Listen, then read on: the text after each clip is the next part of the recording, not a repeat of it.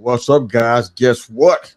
We on every Thursday night. The Thursday night triple threat is in the house. Big Mike. What's up? Walk in the house. What's going on, fellas? Good evening to you. What's happening? I know it's a little weird. Is there a PLE or a pay-per-view? Well, I mean, I guess there kind of is. We were talking about regardless. We talking every week, baby. I'm loving this. Every week. What's up, Fred? Chilling. How about you guys? Good. You over there watching TNA?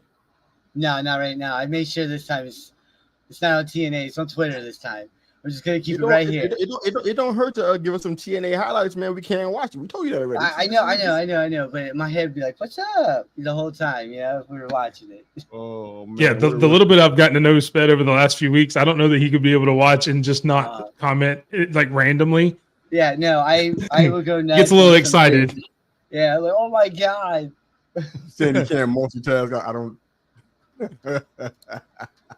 It's all right, man. Maybe you can follow in the on K's side or something and see what's going on over there in TNA, man. But supposed to jumping on Lady Alpha in the house. You might very well be our most active, consistent supporter of this show. So we thank you so much. Right next to our big man Ray, 10-year-old who loved this show, who's listening to us and watching us right now, probably. But lady, good to see you in the house. Thank you for supporting us. And of course, she's always giving you that insight, dropping them nuggets. Hit that like and subscribe when you come in. Thank you guys for doing that. People, we talk about that real quick, man.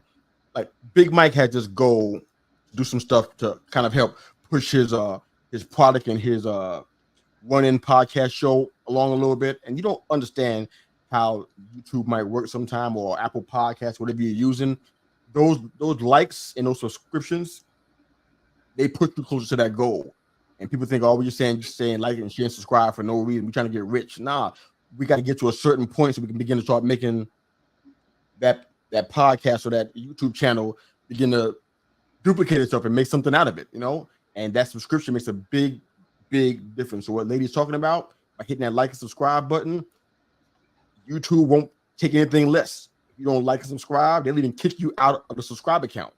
People didn't know that, but take inside. I go to your show, Big Mike, and I like your show, or I just subscribe to it, and I don't like anything. I don't share any videos. After a while, YouTube might think of me as maybe not a legitimate source. They'll kick me out of your subscribe account. Your number will drop down one because of that. I gotta like and share. It'll think you're like a bot or something like that. Yeah, that's correct. I gotta like and share something on your channel, or it's almost invalid. So please don't just subscribe. Do what Lady said. Like something as well. Share a video. It helps out a whole lot. The lady said we need to boost some quality content. Well, I hope you think that way about us. That's very, very nice of you. I appreciate it. We're trying hard to make it quality. We're doing our best, working behind the scenes to make this the kind of show that is not like what you already see out there. You know what I'm talking about, IWC. All the drama, all the hate, all the extra energy that people are putting out when it should be about just the wrestling and about the storylines and the people who love wrestling. It shouldn't be about all that drama, but of course, it's out there, but we ain't doing that up in here, right? Yes, sir. All right, so thank you for all you guys and gals who are joining us today and chiming into the show. Jump into the comment section. I'm going to do my best while the guys are talking and sharing from our topics tonight. I'm going to try to drop all the poll questions and anything that we have, questions you guys are asking us about. We're going to drop it in the comment section so you can see it, just so you know what we're talking about. Give you a chance to kind of respond and jump in. I got 2 or 3 things I'll be dropping into the comment section tonight. So you got an idea of what's been going on and what you guys have been asking about as a whole that you want to talk about. All right. So beside that, man, let's go ahead and jump in. So today we don't have any PLEs to cover specifically.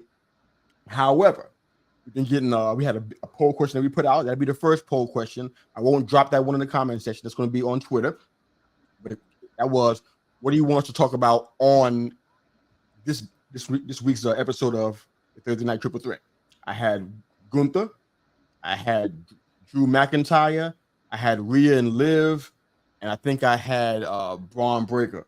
And I had an overwhelming amount of you guys that voted and want to hear about Rhea and Liv.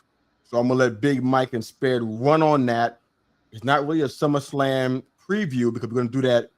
Should be next week or week. Yeah, no, the weekend. 2 weeks. 2 weeks. We'll be doing the actual preview of SummerSlam, so it's gonna be in 2 weeks. But you guys want to hear about Rhea and Liv and our thoughts on that? I know that one person on this panel is gonna like most of what we talk about because he's in love with Dom. So he's not gonna be happy with what we talk about. But I'll let you guys kind of run with that, share your feelings on the Rhea and Liv storyline, how you feel about it, where you think it's going, and we can go ahead and jump into that. All right. I mean, are you okay, Sped? I mean, the level of competition just went up. I mean, you had to go against, Liv while Mommy was gone. Now Mommy's back. Now you got to compete against Mommy and Liv.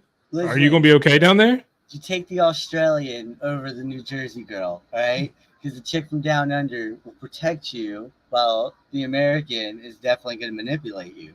Will they though? Will she? I mean, or has Liv already done more? Or has Liv already done more for Dom than Rhea did? I didn't see Rhea. I didn't see Rhea help win against Rey Mysterio where Liv did. Okay, I get what you guys are saying there, but look where Dom got the NXT title because of who? Not Liv. It was Rhea in the Judgment Day. That's why he got the. Well, he hasn't had a match yet. Title. What if he comes after? What after he comes after the Intercontinental Championship next? I mean, who knows where it's going to go? I'm like he needs to go stay with. Now, wait. Let me jump in real quick. I think I need to correct something. I think is very, very erroneous. That's a North American. Dom got the NXT title because of Rhea Ripley. I said, and the Judgment Day. Are you he sure? Had help. Yeah, he had help from both. Are you sure he didn't get it because of the kind of heel heat he was getting? He was also getting that too. Yes. NXT needed some help.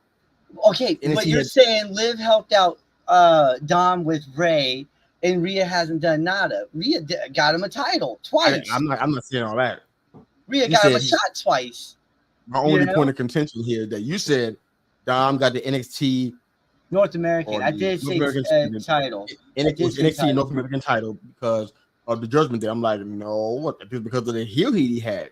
Well, no, he still got that heel heat though. He comes out, you can't hear the guy. Exactly. He still got that NXT wanted a piece of that pie. That's why he got that title so quick. It was not because of Judgment Day, man. No, well, they helped out, is what I'm saying. And Liv helped out with Rey. Judgment Day helped out with Dom, but Dom got a title in the end. I mean, a little Raw victory over his dad. Yay! He'll get that at another point, and it's probably gonna be for the mask, which is gonna be beautiful. All right. But he got 2 title opportunities because of Rhea. Rhea said, hey, Sean, listen, give him a shot. What happened? He got a shot.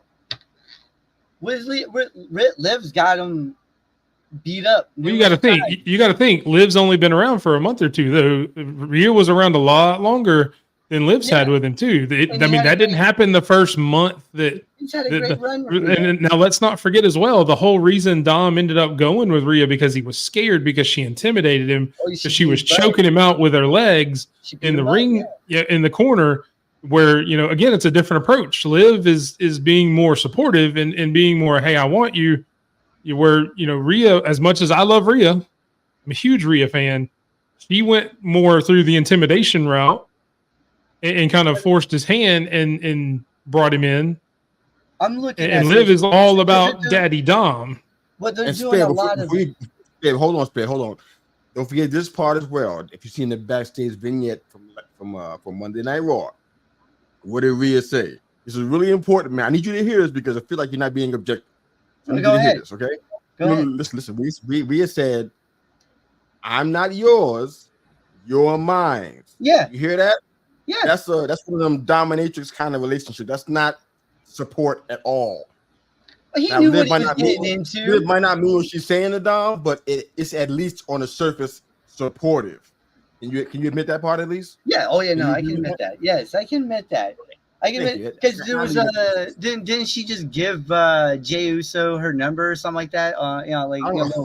Backstage. Well, yeah. So I saw that too with Jackie Redmond. Yeah, they had she's been doing some interviews and stuff backstage that she's been putting on her socials. Yeah. For Jackie Redmond, and she asked Mommy if Jey Uso had her number, and she didn't say yes, but she did give the little yeet, so to imply that maybe Jey Uso could holler. You don't know. I don't even get what that's about. I don't even understand what it's about. I'm sitting here like, well, see, but Jay's been playing that up for a while, even know, before the whole Liv and Mommy thing. He's been playing that up just because it's Jay Uso. That's just more his character than anything. He's just there to have fun and cause chaos. I'm speaking as again somebody who likes Rhea. I wouldn't complain. If you want to give me your number, I'm just saying. Yeah, meet me at the Waffle House. I mean, if you're watching Mommy, hey, how you doing? Well, listen, but you can't. Okay, you can't so say Liv you guys are saying it because your wives are not watching right now. Is that why this is happening? What did you say? Your wife's not watching the show right now. Is that why this is happening? She hear me. I don't care. She ain't gonna say nothing. You don't trust me. My wife knows that my thoughts on Rhea Ripley. Listen, I will Animaniac. Going to a place I'm not sure I want to go. This feels more like therapy than anything that I wanted to do on a Thursday night at 9 o'clock. But, isn't that what wrestling is sometimes, though? A little bit of therapy every now and then? But, like, you can't deny Liv's run right now. Her heel run has actually been pretty dang good. And I can't say anything. I agree with that.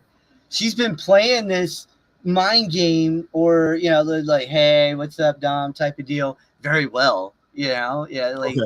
It's been nice. Yeah, this is definitely leaps and bounds ahead of her previous title run where she was trying to be the baby face and after the whole Ronda Rousey debacle and all that. This is definitely 10 times or 100 times better than that run ever was.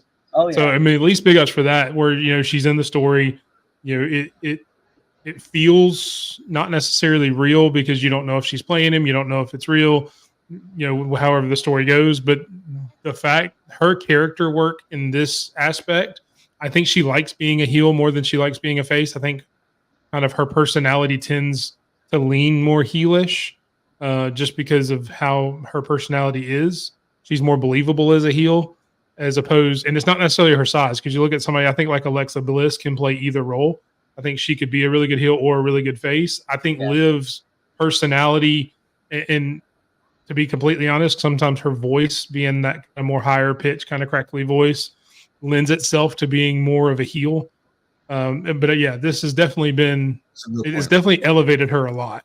Yeah, no, you got to give credit where credit's due. She's been doing great, and people are watching. That's the crazy part. And it sucks that it's got to be my boy.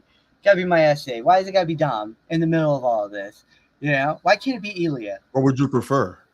I just said it. Why can't it be? You had to go there, didn't you? you had to go there. How you think this guy? How's this going to play out? How's the Rhea and Liv story going to play out in your minds, real quick, so we can move on to our next topic? We got plenty of them. So I think it goes well past SummerSlam. I mean, I don't want to get too much in what I think exactly is going to happen, but I think how that match finishes will actually continue the story even further down the line, to where you can open up some new possibilities and some new combinations, maybe is the best way to put it. But yeah, I if you'd have asked me 3 months ago when Liv first got the title, I would have said that she's just holding it until Rhea comes back. Now I'm not so sure.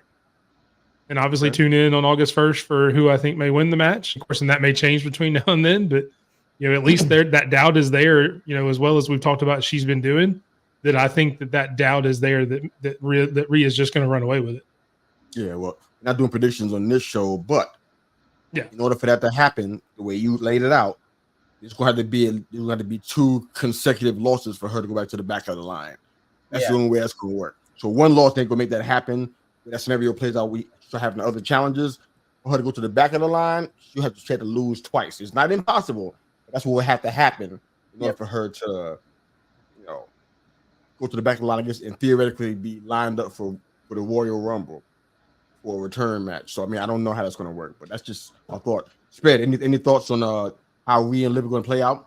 No, I'm kind of hoping they don't go down the full Eddie. Still shell shots, so you have nothing to offer. He's hoping Dom leaves them both and comes hangs out with him. Yeah, me and him can go hang out at the Waffle House. All right. Move your essays out of your mind. All right. We got some comments from Herb and Rod's podcast. Thank you for joining us, gentlemen. Lady Alpha is a great wrestling promoter. She needs a cape or something. Wrestling promoters don't wear no capes, man. What are you talking about? Lady said, I don't like Liv. She's doing her job then, lady. Exactly. If you don't like her, she's doing. I think what Mike said is the reason why that high pitched voice. Nobody wants to hear that. She talks through her teeth. Yeah, like with that high so pitch. That's probably why you don't like her. And No. It's like I just didn't like her in Riot Squad. I thought she was the weakest link out of the three. You know that there's no way I'm going to actually take your word on this because you are biased. If anybody on this panel is biased, it's you, baby. So I agree. She was the weakest link on the Riot Squad because she was the most inexperienced. Yeah, I like Sarah Logan out of all three of them. Well, Valhalla now. What? She was awesome. Okay. She was good. I mean, Ruby ran that though. Yeah. As far as the Riot Squad. Yeah. Okay. Let's move on. I've been thinking this question for a while, and I'm like, we kind of touched on our first episode, but we didn't get a chance to go there. We had so many fan and viewer questions coming in and comments. They were coming in hot and heavy on our first episode. We didn't get a chance to get into it, but here's the question. Which out of this group of wrestlers had the most iconic 5 seconds of their entrance music? I'm going to drop it in the comment section so you can see the list. Which of this group of wrestlers has the most iconic 5 seconds of entrance music? The Undertaker, CM Punk, Kane, Stone Cold, or The Rock? Take some time to think about it. Don't answer right yet, but think about that. When you hear that first 5 seconds, which is the one that like gives you goosebumps, hits you hard out of the gate? We're going to hold that there for a little bit. Think about your answers. We're going to go to a different question. I think it's going to be something that I think we're going to all enjoy talking about. And we've been just for clarification, you mentioned Kane, but you actually have Undertaker on there. I think you meant Undertaker and you said Kane. I meant all 5 of them. For clarification. Yeah. Kane's on there. All 5 of them. Oh, okay. I see him now. Sorry, I missed it. That's my bad. I can't read. Yeah, pick one. I'm from Alabama. It's fine. Where's your glasses? Come on. Out of that 5 pack, which one do you like? So hold that. I think I have my answer, but I'm not sure. If I want more time too, so maybe you guys might need some as well. Now we don't have a SmackDown highlight per se. Oh, there's the glasses. Good job, sir. Good job. But we got the glasses going. So we good. So we know what's going on. It's good. Good to go. All right. So we won't have SmackDown highlights just yet. SmackDown comes on tomorrow. But I want to talk to you about this whole Bloodline situation. Now, we have talked offline about this a lot. So I want to kind of get your thoughts about kind of where things are heading. And here's my big question for you guys. When do you think it's the right time for the return of you-know-who, the true tribal chief? When is the right time for this? Because I feel like this right here has to be done exactly correct. You could mess this up if you don't do this at the right time. What do you guys think is the right time for Roman Reigns to return? What are you thinking about? Talk about the whole Bloodline storyline, how you feel about it, and then you can answer that question as well on the back end. What are you guys thinking? You can go first, Ben. I've been leading. So I like this Solo Sikoa, Bloodline tribal chief, type of guy. He's kind of mobster style. If you look at it, the way he's methodical, way he send out Tonga and all of them, Jacob beat down everybody. But when you bring back Roman either at SummerSlam or in Atlanta, at Bad Blood, because you're bringing Bad Blood back in October, I want to say, you're bringing Bad Blood back. It's a first time on the WWE PLE scene, and Atlanta is actually a big market, but it's either Cleveland or Atlanta, one of the two. And I think SummerSlam should be the spot. It's one of the big four. You got more people are going to be watching it a lot more. Everybody loves SummerSlam, okay. But you bring them back, but you bring back Paul Heyman. I know this is only a few weeks. Paul Heyman got beat up, and he's in his 60s, almost 70s now. I know he got beat up. He's 70. Okay, so he it's only a few weeks, but you can make it, come back with still a neck brace or, whatever on his arm, stuff like that. And he can still do the, ladies and gentlemen, the real tribal chief, and people will get bazonkers over that. They're in Cleveland Brown Stadium, right? For SummerSlam. All I know is that SummerSlam. So that right there by itself is the second biggest PLE on the entire calendar. So that's why I think it should be SummerSlam then. I don't know how it's not. I think it has to be. Bad Blood is like that's not the return of. No, that's not the return at all. One of the greatest wrestlers in history. You can't keep it. You can't keep it going like this. You know, like when's Roman return and all the way up to Royal Rumble. Then you get the short feud. If you do it now at SummerSlam, you still got all that time to build the feud, even with Roman taking some time away for a few weeks, then coming back and then doing it again. Bad Blood. I was just saying that because it's the marketing. You know, Atlanta being a big market, Cleveland's a big market. If you don't do it there, you do it in Atlanta. You know, you don't want to wait all the way to Royal Rumble now. You know, what if Solo gets hurt? God forbid that happens. But what if Solo got hurt between SummerSlam and Royal Rumble? You know, now you lost that feud. You know, so you build it up early, and now you got all that footage and to go back on just in case something does break in the middle. You know, and you have to pull an audible. You know, SummerSlam has to be it. Okay. So I agree, but for different reasons. Okay. Not to say that I don't disagree with the reasons you said, but they've booked themselves into a corner because I don't think they want to take the title off of Cody right now. Mm-hmm. And putting Solo and Cody in this match in order for Cody to be able to keep his belt and not make Solo look weak in a loss, somebody has to come out to cost him the match, which will continue that feud. That way, you know, Solo can still look strong in a loss because obviously somebody came in and interfered. You know, what has been a Bloodline trope for 3 years now. And then you've got Cody can still maintain his title, go on to his next feud, which will obviously his next big match will be at Bad Blood because of the marketing you mentioned. I do agree with that. I don't know who it would be against. Maybe a Randy Orton. Maybe they kind of turn and go that way there. But you could also have Roman or Jimmy or somebody in the Bloodline against another Bloodline member at Bad Blood because that still fits that name of that pay-per-view. Yep. So you bring some, and maybe it's not Roman, maybe it's Jimmy. Maybe Jimmy comes back, maybe both of them. You know, maybe a couple of them just to even up the odds a little bit. Yeah. Bring them back at SummerSlam. Cost Solo the match. That way, Solo can come back the next week and say, "Look, you know, I'm trying to bring honor back to our family that you lost us at SummerSlam. We did at Royal Rumble. Sorry, or WrestleMania. I'm gonna get it eventually. Everything we lost at WrestleMania because of you. We did everything we could. Everybody got involved, including The Rock. You lost that match for us. I'm trying to bring that back, and now you're going to come in and mess it up for everybody again at SummerSlam by making me lose that match.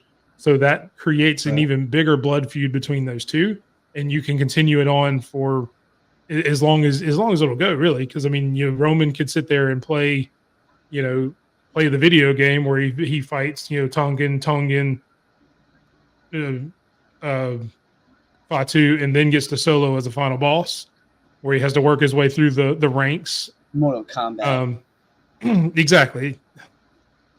Yeah, I mean, there's no way something doesn't happen at SummerSlam. Something has to. That's fair. Let me throw a question out there for you. Why did it have to be Roman? Well, that's why I said it may not have to be. It could be Jimmy. I'm still talking. I'm still talking. But I'm just saying, why not? Why does it have to be him? Why can't it be someone like a Jimmy? Well, I'm saying that because how they've been doing this Bloodline thing this whole time is every week they add another layer on to it. Have you noticed that when Roman was champion, every week they added a layer on to this, and it wasn't a big. It wasn't a big. They didn't give you the big prize right away.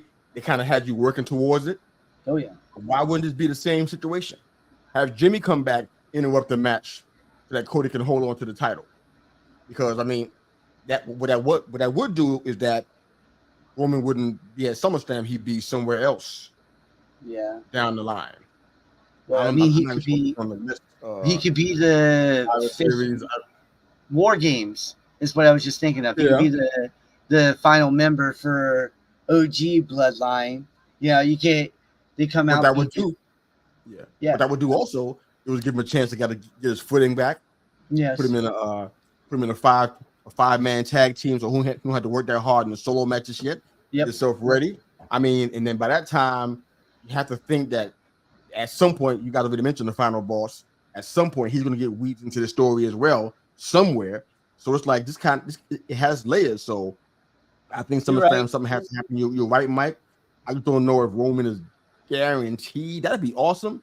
It would. You feel like they're moving a lot faster than they have been since the whole Bloodline thing started. Nobody's going to complain. We're all going to be happy if we hear that music.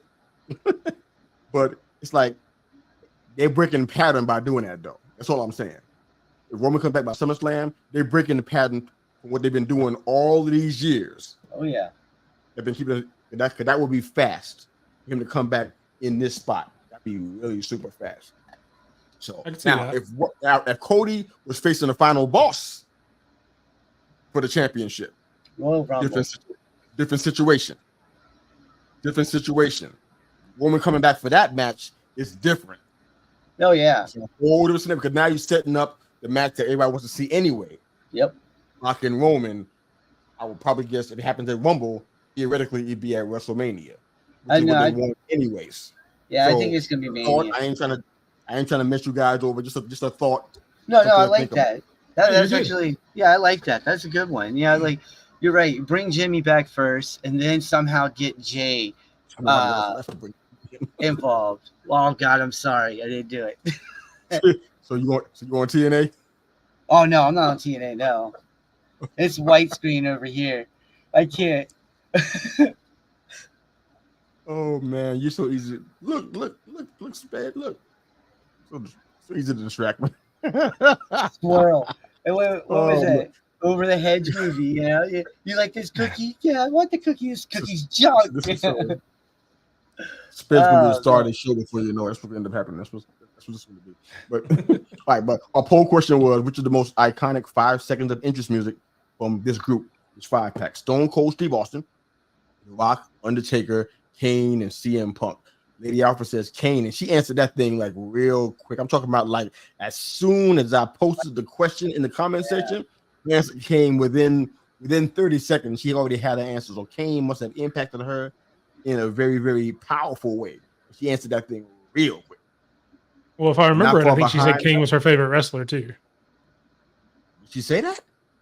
I think so. You can correct me in the comments, Lady Alpha, but I think Kane was her favorite wrestler. Like I said, Lady Alpha, correct me if I was wrong, but I think on one of the earliers, I think that he was one of her favorite wrestlers.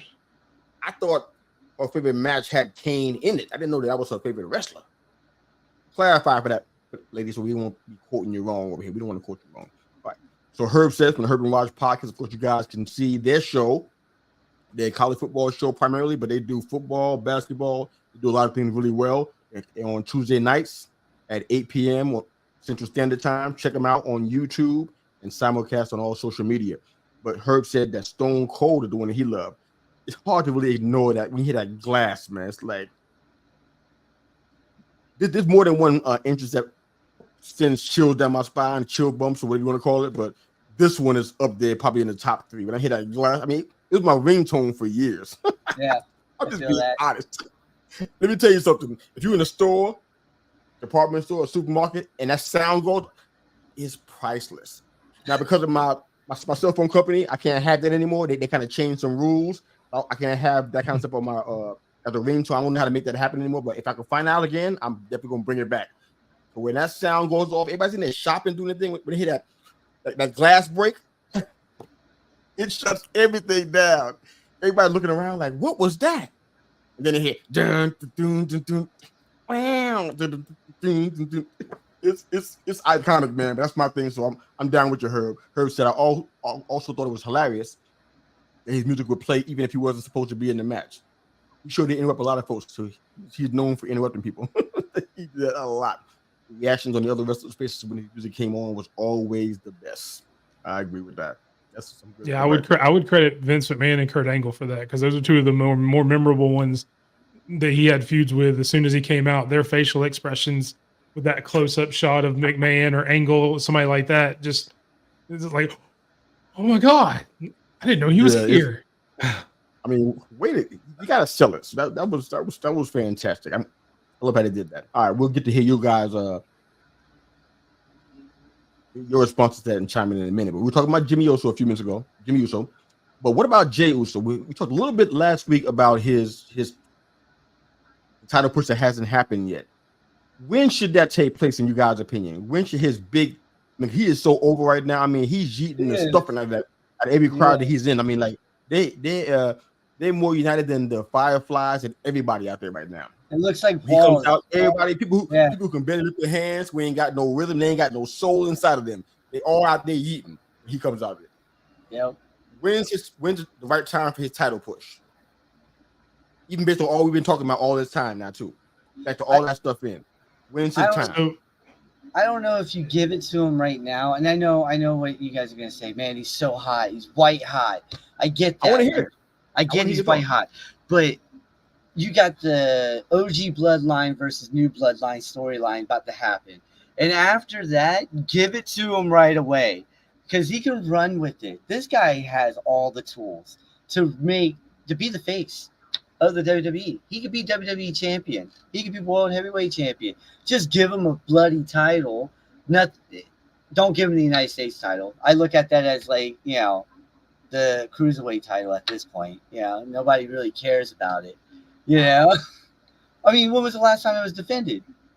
We're gonna come back to that one in a little bit. I want to talk about LA Knight, but you were about to spit all over him like he in the grave. If he can turn it around, that'd be great. But right now, the last few champions who have had it, Logan Paul has made it good. He's got great matches. Logan Paul has a great match with anyone, okay? I'm pretty sure he can have a broomstick in the middle of the ring and have a great match with it, okay? But you got to defend it. You got to be live with the title to make it look good. Like what does it look like? I forget. I haven't seen it in forever. What does it look like? All right. Yeah. So let me I'll rephrase my question then. I can't let you just spit all over this guy. I'm not going to spit on LA Knight. I'm spitting on Logan Paul's title reign. It's not the title's fault. It's somebody else's. It's his fault. fault. So when's a good time for Jey Uso, and what title would you put on him? How about that? Did that make it a little easier? I would definitely put the world heavyweight title on him if you wanted. Right, not against Gunther right now. That's why I said after the Bloodline feud, you can give him the IC title. He's on Raw. But you want to give him a big title. Dude's hot as hell. Hot as crap. I'm sorry, I forget about that. He's hot, yes. Gunther is too, but you want to go with the hot hand. So Gunther put seats in Europe. Jey Uso put seats in here. So what's the scenario, man? You saying that Royal Rumble lose to Jey Uso? When? Royal Rumble, and then you set it up for WrestleMania or Elimination Chamber if they're doing that again. I don't know if they're doing that again. Okay. You got overseas pay-per-view. Okay, so your last major pay-per-view is what? War Games, right? That's gonna be the last time you see Jey Uso versus the Bloodline if he's in that. If he's not, then you give him a title sooner. But I see him in the Bloodline feud, is what I'm saying, and you can't give him that. Yeah, that's what I'm saying. Right now, Priest is working as a face right now. He's not even working. He ain't doing no heel work right now. Losing. So you're going to have him drop the title of Jey Uso right now? No, I'm dropping. Priest is dropping the title at SummerSlam to Gunther. And then you have all that build. You have to build up the OG Bloodline versus the Bloodline now at War Games. Then Royal Rumble comes around. Somehow Jey Uso wins, okay, against Gunther, takes out that title, and then we got a big match overseas. All right, you got a big match here in the States that Jey just won. Then you got a big match here, Europe, Australia, wherever they go. Okay, and then if they go 1-1 like that, they got the WrestleMania match, 1, 2, 3. You can start off next year on fire. Okay, that's a challenge for me, Mike. What you thinking? So I don't think he should be near a main title picture at all. Ooh, I think you could put him in the Intercontinental title picture. Depending on who takes that at SummerSlam. I mean, him and Sammy would do great matches. Him and Ely would do great matches. Him and Braun would do great matches. But obviously, that hasn't been announced that that's going to be a match. Kind of what we're thinking. But it's going to be one of those three coming out of SummerSlam that's going to hold the title. Whether it's a one-on-one match, whether it's a triple threat match, however, it's going to be one of those three coming out of SummerSlam. So you can put Jey in with one of those guys and have great matches, still get over. I'm not going to get in between the two of you guys with who's going to win that match or who's going to take that pin. I know I'm not stepping on that hornet's nest. That's why I said any one of the three. Any one of the three. I'm going to stay Switzerland on that for now. but he can Last get top into of the night that was title Big picture very easily immediately after SummerSlam. Okay. And then after that, he can get in, once the bloodline has evolved a little bit, whoever comes back at SummerSlam, build that a little bit, because Jay has to be the last piece added. I know you said, about Roman being the last piece, but the way Jay left, I think Roman has to come back before Jay, because there has to be some reconciliation between Jay and Roman. The way Jay left. No, So Roman has to be there before Jay comes back, to where, Roman has that epiphany or that moment where makes the full face turn and brings back and embraces Jey Uso, him and Jay together, solidifies that face turn 100% complete, and then they can go on from there. Okay. All right. So I got two questions about, since we're talking about titles. U.S. title run for LA Knight and Damian Priest holding on to the title for, I guess, until SummerSlam at the very least. Is there any possibility that LA Knight doesn't win against Logan Paul and Priest beats Gunther? Is there any chance of those two things happening, or one or none? To me, it's a better chance of Logan Paul beating LA Knight than it is Priest beating Gunther, because with Logan Paul, you never know. Exactly. Like Sped said, he can put on a great match with anybody. The company loves the eyeballs he puts on the U.S. Championship. Yes, he doesn't defend it very often, but that again, I think Sped and I spoke on Twitter. That fits his character. He sees himself as a top main event star. So really, the only times he defends his title is at one of the big four or at the Saudi Arabia show, where he can get that big payday. That fits his character, so it's okay for him to kind of be that kind of heel, because that's what he thinks of himself. But the company loves that he's on his podcast, that he's on red carpets, that he's on, like it or not, he's doing videos with Donald Trump. That whole thing, it puts eyeballs on the title, like it or not. Yep. I think the company wants the most eyeballs on the title. So there's a very real chance that he beats LA Knight at SummerSlam as well. I personally don't think it'll happen. I think we're all kind of in agreement that LA Knight should take it. Yeah, he should. I think he can turn it around. The way the company looks at it, that one is more up for grabs than I think Gunther and Priest are. There's more stories to tell with Priest dropping the title, going back into the Judgment Day fold, and them working out that, and Gunther starting his reign after SummerSlam than there is if Priest wins. Then what do you do with Gunther after that? That kind of stops Gunther in his tracks. Where does he go? Some things like that are just some of the questions that would raise, and I don't think they're going to do that, especially with Berlin coming up in a month after SummerSlam. Yeah, I think they're going to do. And I guess I can save this for our predictions and stuff like that, but I think Judgment Day cost Priest. Let's just put it that way. That's how the victim of interference is now the victim, what I'm saying? The real victim of what just happened is that interference. So I think that's how I think Gunther wins. Everybody and their grandmother thinks Gunther's going to win. But LA Knight, I do think, is going to beat Logan Paul.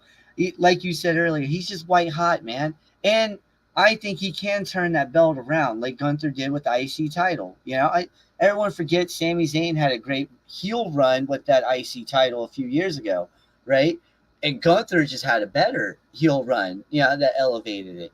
But I think LA Knight could actually make it a good title. I think, I think we're going to see 2 title changes for sure. And those are the 2 that I think. I think I'm kind of with you guys on a good bit of that.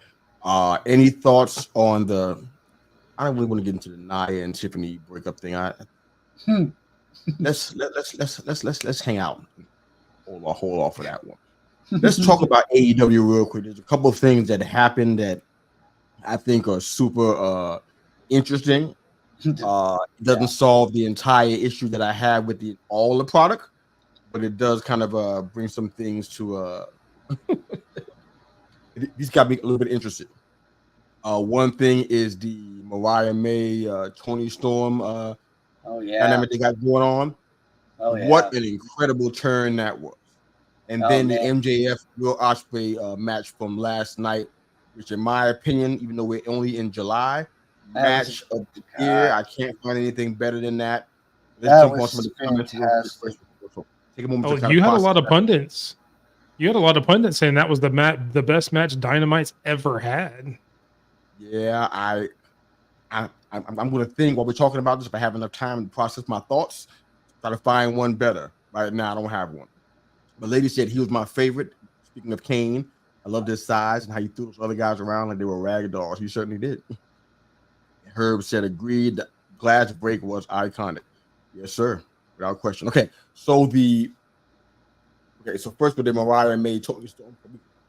Excuse me. We were going to talk about that last week, and we never got a chance to get to it. We were too busy. But what's your thoughts on this? It brings a whole lot of feelings to the forefront here. I want to hear what you guys think. Like how that heel turn happened.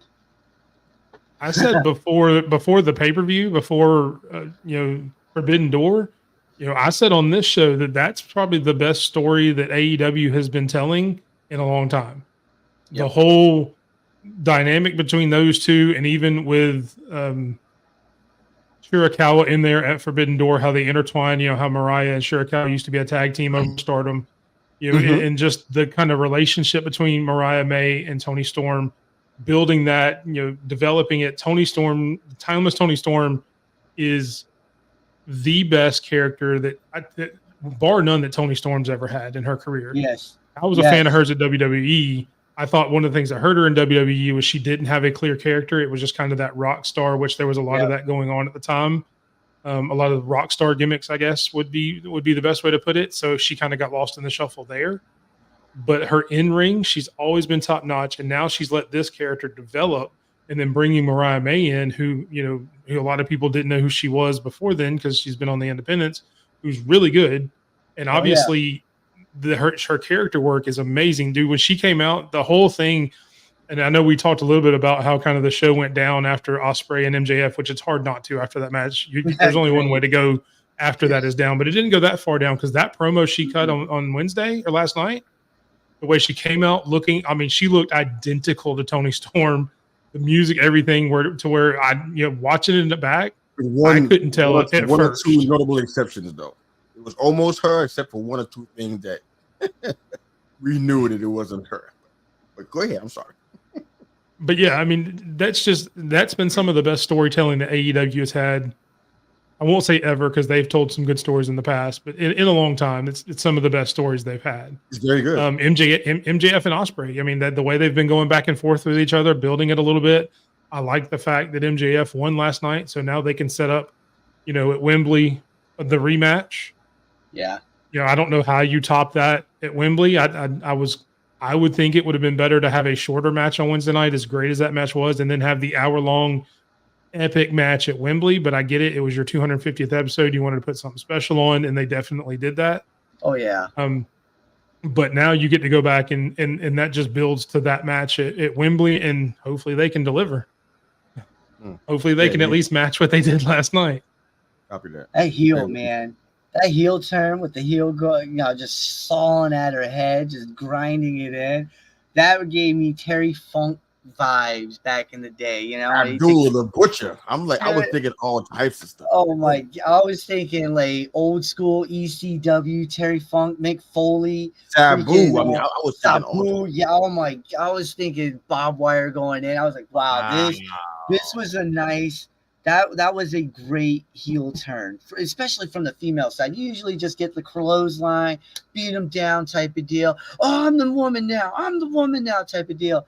And then that's it, This, you got more than everything. She's rubbing her face up on the blood like, she looks sadistic, and it was great. But, it was great, man. And I love the fact that my inner wrestling nerd, the fact that she actually made a heel turn with an actual heel of a shoe, just the kind of symbolism of that. That's I don't know that it's ever been done before. I don't know. In the history of wrestling that I can think of. That was crazy. It could have been, but either way, no matter whose idea it was, it was one of the most creative ways to do it. She threw the shoe at every promo she was doing. So yeah, I'm positive. in the shoe. I tell you what, though, I always think about stuff a little bit more deeply than people might want to, but it makes me just think. I had a recent situation. I made some changes in one of the areas where I would have some business and some mentorship. It made me think about this as soon as I saw, well, not as soon as I thought about this heel turn. It made me think, when's the right time to walk away from a mentor? Question I'm putting out here for the listeners to kind of chime in on. When's actually the right time to walk away from a mentor? Some people might say, you know what, never. Death is also going to separate you from your mentor. But sometimes, like I did recently, had to make a change sooner than death because it's more beneficial for you.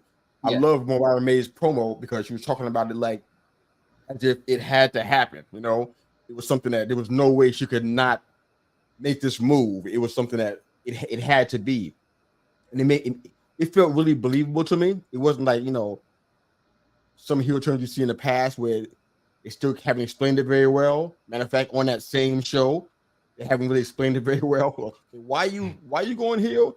For example, Trent Beretta. Why are you doing that? Okay, you mad at Orange Cassidy, but why you going heel? It's not. They're not really good at explaining it. But Mariah May has probably one of the best examples where she explained. And if you go back and hear the promo, I won't recap that. We don't have time, but go back and hear her reasoning for why she did that. And it's like, wow, that actually makes sense. That was real for me because I had to make a move where it wasn't so much that. And I love a lady's response. I'm going to show it real quick, but for me, I made a decision because my attachment to these resources, to this mentorship, was detrimental to me. You know what I'm saying? It was something that if I stayed in it, even though I may have grown and learned some stuff, it was long term. It was damaging for me to stay in it. So I had to unhitch myself from that.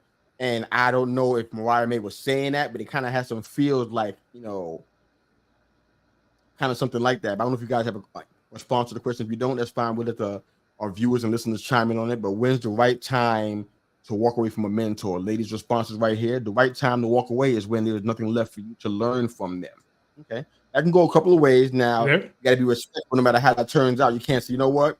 I'm done with you. I surpassed you now. You know, that's you see in the movies that never goes well. Yeah. So you don't want to do that like with attitude. But I get what you're saying, though.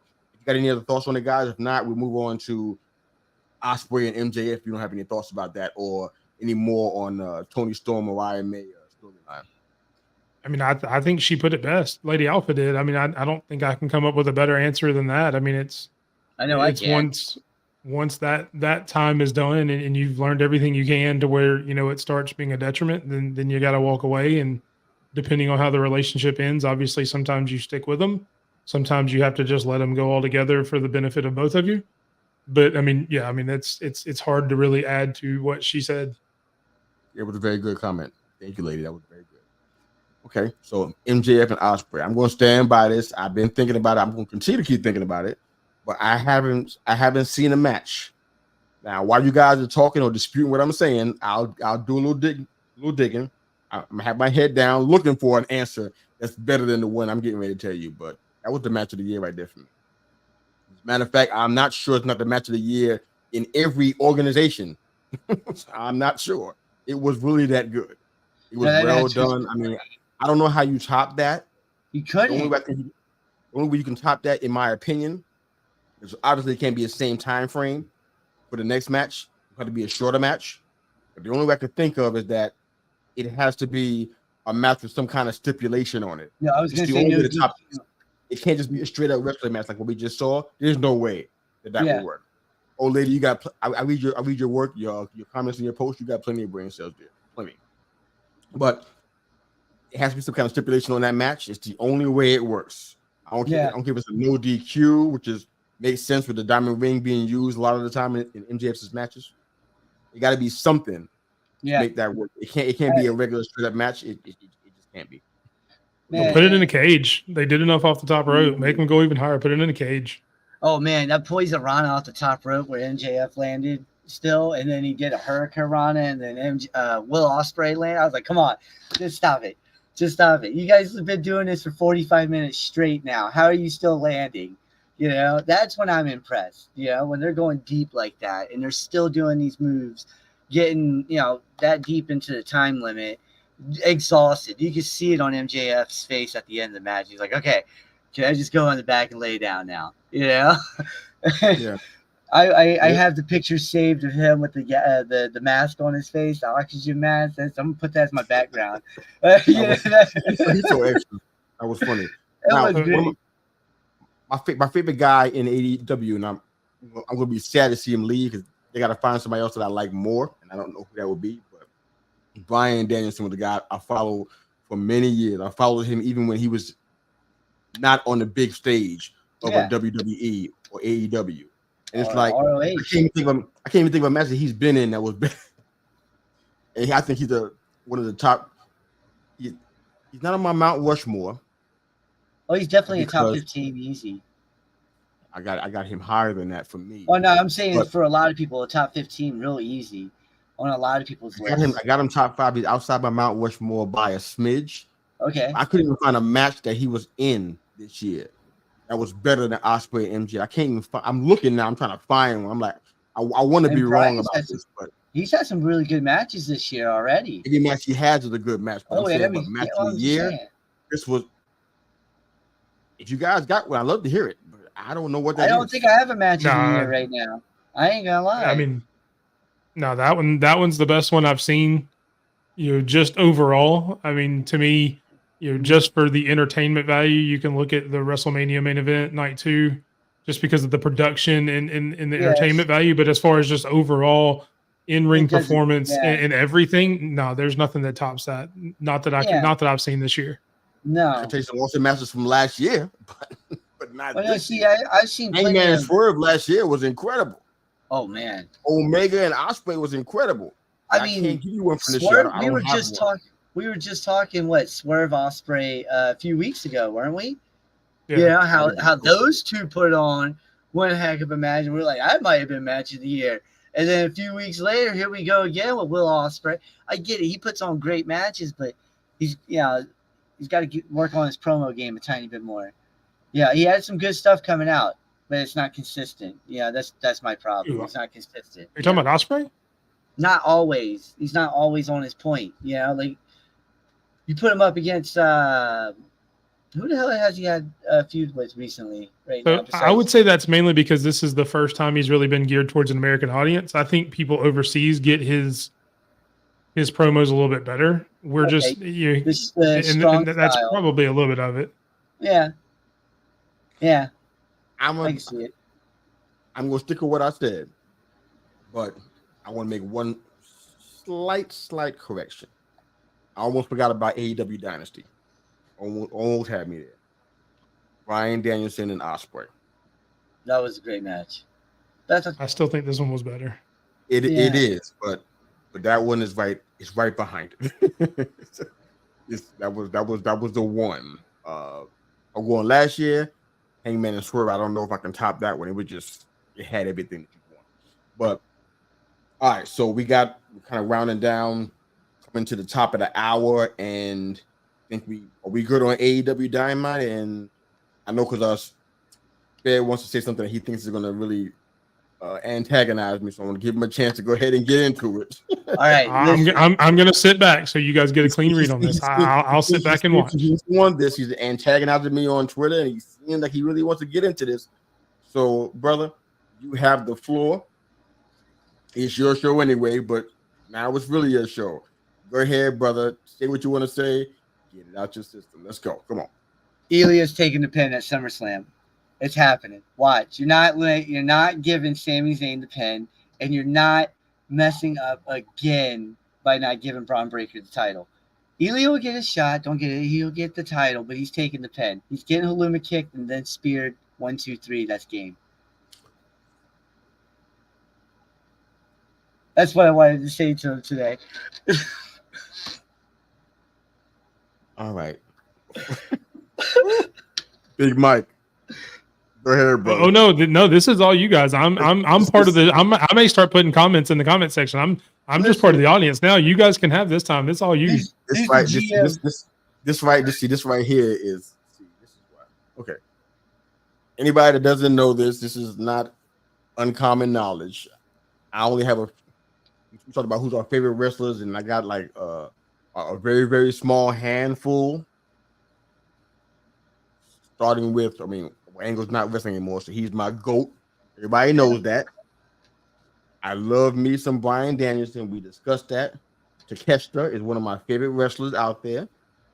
He gets in there, I'm tuned in to whatever he's doing. But my number one guy is Ilya Dragunov, the Mad Dragon. I don't care if you see him as a heavyweight or not. From a wrestling standpoint, he's great. Energy standpoint, the man got it. And he's great. Anybody that has any good sense in their head will put a rocket on top of that man and let that man go. Yeah. That's what you should be doing right now. I don't care if you decide to go here or stays to the face. It works no matter how you slice it. It works either way. He can pull it off. And he can carry a promo. He's very, very good at doing that. He can carry you in a match. He can go a 60-minute Iron Man match and make it work. Oh, yeah. He ain't gonna blow up in 30 minutes. He's got everything that you want. Oh yeah, but no. You had your time, baby boy. Now it's my time. So all that being said, that's my guy. I don't know what my friend over here trying to antagonize me on social media. People think we out here beefing with each other. I don't know why he wouldn't do me like that. Hey, hold on, no. It's good for the show. It's good for the show. No.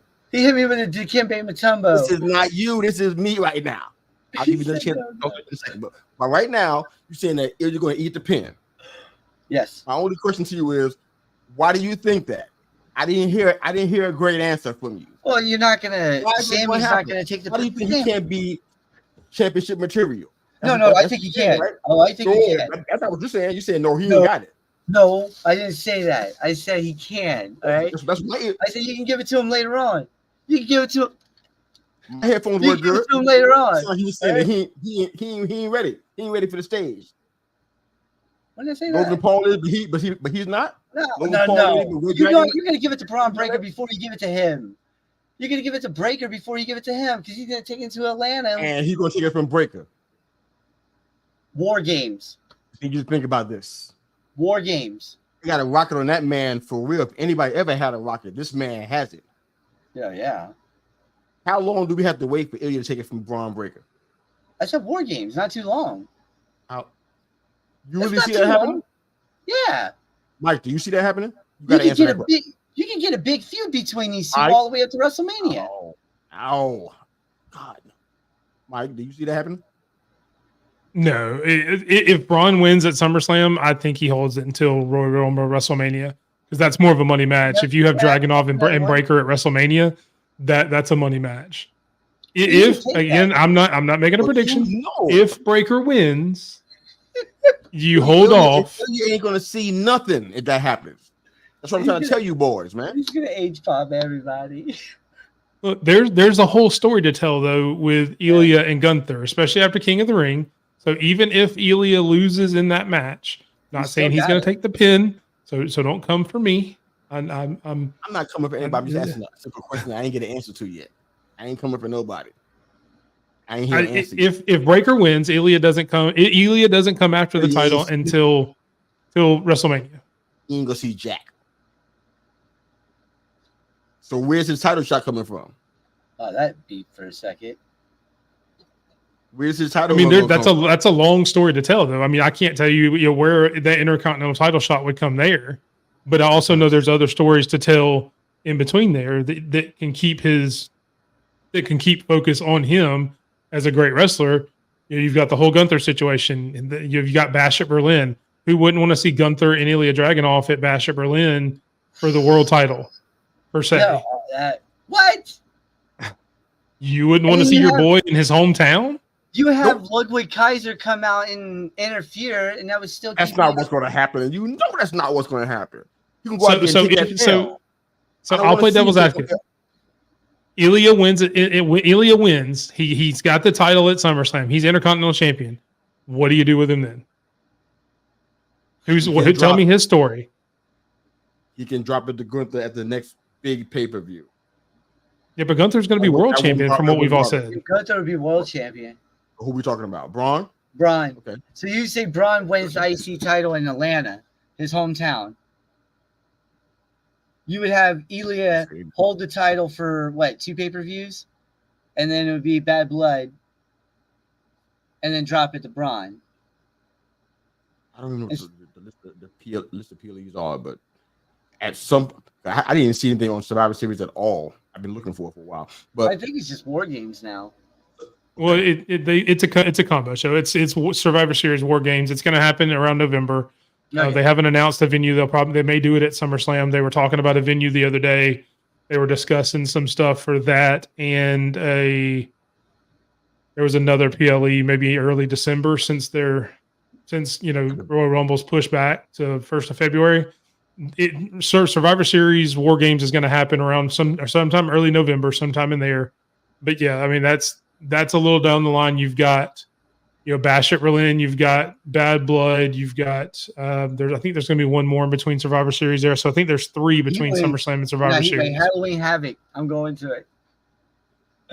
For NXT, I mean, I doubt anybody goes down to NXT at that point from that group.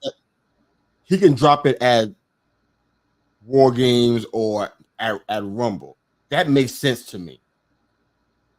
That was set up. Because I don't expect him to have a long run with this one, not in the current circumstance. Now that story with him and Gunther, that there's a story there to be told.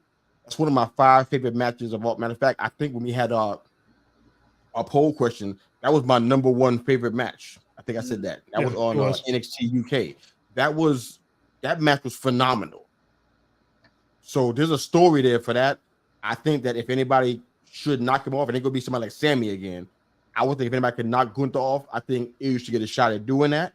I think it'll go over well. Again, the underdog situation, taller, bigger wrestler, stronger wrestler against the Dynamo. I think it works out very well. But I'm trying to understand this scenario that you guys were talking about with SummerSlam. I'm like, if he eats it, he don't win. I don't know when he's going to get a shot at legit winning this. I don't see where. Not this title right here. If Braun is taking it, that's it. If Sammy still has it, that might be different. I don't think Braun has it. Though. They're not taking that title of Braun no time soon. Why? They're rolling with this. And Gunther's man, if he gets that title at SummerSlam, he's going to be rolling too. I mean, they're going to be dominant. I don't see when they're going to have a shot. I'm really excited to see who Gunther who comes at Gunther after the whole pre-story is done. Because I think we're gonna get one more match. He'll get his rematch. But I want to see who Gunther comes in. Comes in to face Gunther after. Well, I mean, you've got 2 ready-made for Gunther in both of the people we're talking about. Sami Zayn and Ilya Dragunov. I understand. You've had the history with Ilya. Ilya's been the King of the Ring match was really good. Sammy's the person that beat him for the Intercontinental title, so why can't Sammy come in a few weeks and go, I beat you for that title, why can't I beat you for this title? That would be... So those are 2 stories that are built in with if Gunther wins at SummerSlam that you can tell very easily until Royal Rumble. Yeah. I mean, who's he going to face at WrestleMania? That's so far away, though. I can't let y'all stress me out. WrestleMania is probably going to be Seth Rollins or somebody like that. Seth Rollins. At some point, they're going to get Rollins, Punk, or Drew McIntyre back in the main title picture. Yeah. They're not going to spend that much time out of that picture. They're going to have their own little thing, maybe 2 or 3 matches between the 3 of them. But at some point, one of those 3, probably whoever comes out on top of that little feud, is going to go after Gunther. So that's probably your WrestleMania match down the road. I don't see nothing. I don't see another way for Dragunov to get a strap on him outside of this one. U.S. title can't work because I think it's in a different place. I don't think that they're going to intermingle. I think that's more of a SmackDown thing. I think that's how that works, I guess. But if it wasn't that, then that'd be different. Maybe he got a shot at that.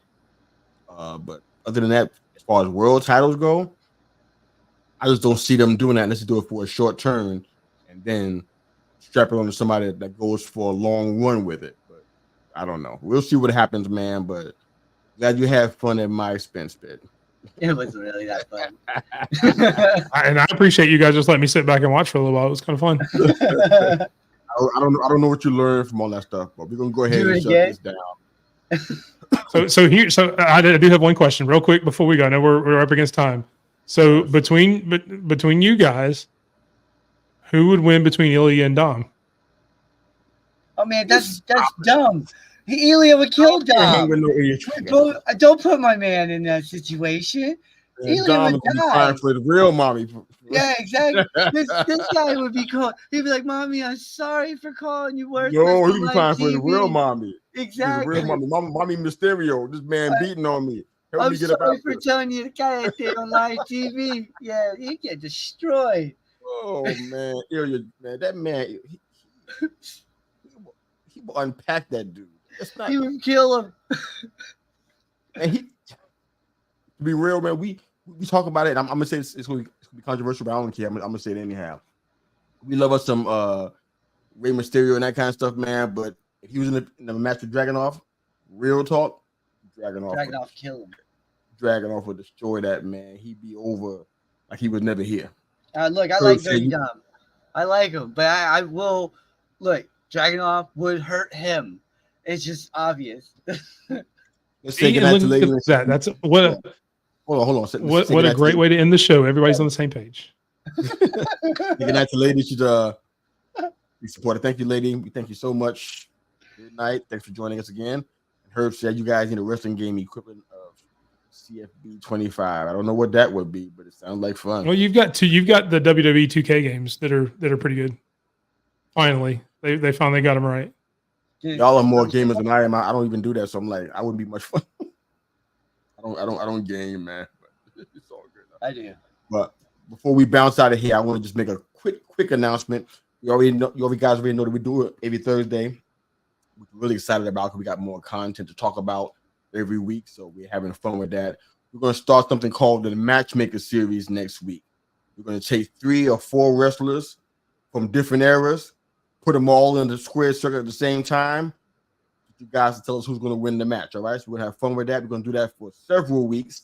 I got a whole list. I got about a month's worth of matchmakers we're going to put together, so we're going to have fun with that. But let everybody know where they can find your guys' work, and we're going to get out of here, man. So you can go ahead and start with you, Big Mike. Yeah, at _ Big Mike 27, just like it says on my name there. All socials, X, Instagram, TikTok, anywhere you can find us on YouTube at Big Mike at _ Big Mike 27 and the Run In Podcast. Like you said earlier, make sure you go subscribe. I'm at 41 subscribers right now. We've come a long way in the last week. So we're definitely on our way to 50. And I'm going to have another video coming out this weekend. I just dropped a top 5 series. I've done 2 so far. One, the top 5 matches I want to see John Cena do in 2025, and the top 5 wrestlers that I think could go from AEW to WWE and do really well. I've actually got one coming up this weekend that's going to do the opposite of 5 WWE wrestlers I think could go to AEW and shine. So that's where you can find me. I'm not on OnlyFans yet, but who knows if the bills start piling up, you never know. I've been told I got pretty feet. Oh, wow. Okay. Sped, how about you, brother? Everything Sped Rock. If you just search up Sped Rock on Google, that's me. Follow it all. We're on all the socials that they call me Mr. U. You can find our work on Mondays on that Monday thing at 9 a.m. EST. Wednesday wrap up. We do the Thursday show here, the Triple Threat at 9. And a few other things speckled in, man. So please go to the YouTube channel at They Call Me Mr. U. Please like, share, and subscribe. All those 3 things help YouTube stay out your business. And we appreciate all the support coming from you guys. So great show, guys. Thank you so much. We're having fun. Sure. Let's keep doing that. We out.